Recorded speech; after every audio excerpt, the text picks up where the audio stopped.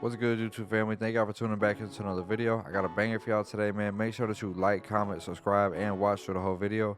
This helps me a lot because it puts me in more on YouTube's algorithm. It helps me to continue to grow and to reach more people and help more people while using the gifts and abilities that God has given me to glorify Him and His name, to spread the gospel, and to make Him and His name known. So before I pick up any clipper or trimmer, just like any other haircut, I want to prep the hair. Since he's a waiver to prep his hair, I'm gonna comb the hair up off the scalp. You want to comb and not brush, because combing lifts the hair up off the scalp. Brushing lays the hair flat. You want to comb so you can get the most even cut possible. Right here, I cut his hair down with the number 2 guard, because in my head, before I even asked him, I just asked him basically what he wanted to do with it. He said he wanted his haircut wavelength. So in my head, I'm like, man, I'm gonna go with this number 2 guard, and you could see that this number 2 guard was like laying his hair down really well. He actually ended up saying like I brought it really low, so like he wanted me to go in with the number 1 guard. So I just did what he asked, because you know the client's always right, even though in my opinion it would have looked better had he. What I wanted to do was cut his hair down with the number 2 guard or a 1.5 at the lowest, and I wanted to give him a high taper. He wanted me to cut his hair down with the number 1 guard and give him a bald fade. And he wanted it kind of high, so that's what I did. Right here, I'm putting in my bald line, and I'm gonna put it in from the bottom of the vertical bar, and I'm kind of gonna drop it a little bit when we get to the back of the head. The reason I'm gonna do that is because the back of the head is usually more dense, so I need more room to fade or to stretch and fade out. He also said he wanted a high bald fade. The reason I put the bald line in kind of like mid is because I want to stretch the fade out to like give it that effect. So to start my fade, I have my Enhancements with my blade open, and I'm going to go up like a whole full inch. Then I'm going to close my lever halfway and go halfway up that guideline.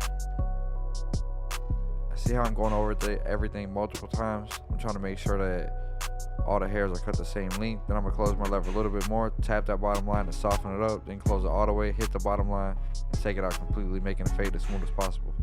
Also, y'all, when you put in your bald lines, make sure that they're nice, clean, and even, because the bald line is like the foundation of the haircut. It's gonna play a big factor in determining how clean and even of a haircut that you can give. Right here, what I'm doing is showing y'all how I fade, because I like to fade in like sections, just to, you know, keep my fade even all the way around. This ensures that, and hopefully this helps somebody who's been struggling with that, because that was hard for me when I started. Now I have a number 2 guard, and I'm going up to the Prada Ridge, just soften everything up. I mean, we cut it down with the 1.5, so that, I mean with the 1 close, so the 2 really shouldn't do too much. I'm do the same thing with my 1.5 guard. Remember, like I said, he did say he wanted a high bald fade, so that's why I'm doing things the way I'm doing it. Also, y'all, I believe that from the blade, the lever open and close before you put any guard on, I believe that that's the most important part of the fade. To me, that's like the foundation of the fade, and it's going to play a big factor in determining how clean and even of a fade that you can give. So with the lever open and close, just make sure that you're very detailed in that, because that's like you're setting the foundation for yourself, and then your eyes are going to feed off of that. So, you know, make sure you give yourself something good to look at. Now I have the number 1.5. Now I have a number 1 guard on. I'm going up right where we left off with that 1.5 guard closed. And next, I'm just gonna close the lever halfway and go halfway up the guideline that we just did. I'm just moving down a little bit every time. Now I have the lever all the way closed. And I'm just gonna tap that bottom line. And I know it's not gonna take it out completely, but it's gonna soften it up for me to be able to come in with my 0 guard and take the line out completely. So if you pay attention, you could just see I'm literally just gonna be going over this multiple times, just to like, when I see any dark spots, you know, I'm just gonna soften everything up.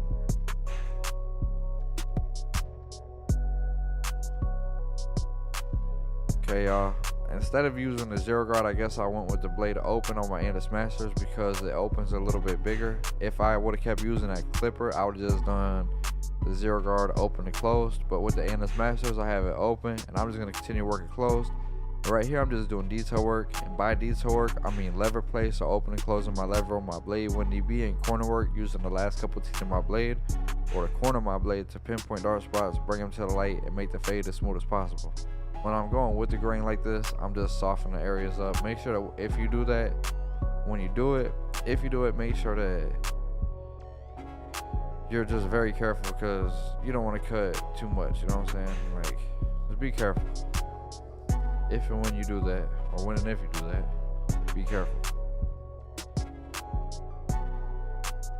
So yeah, right here I'm just doing detail work, and I know I'm always gonna go in and do detail work most of the time, like after I do the lineup. So I don't need it to be perfect right now, but I do want to do a pretty good haircut right now. Man, my message for today, y'all, I'm gonna go with Proverbs chapter 15.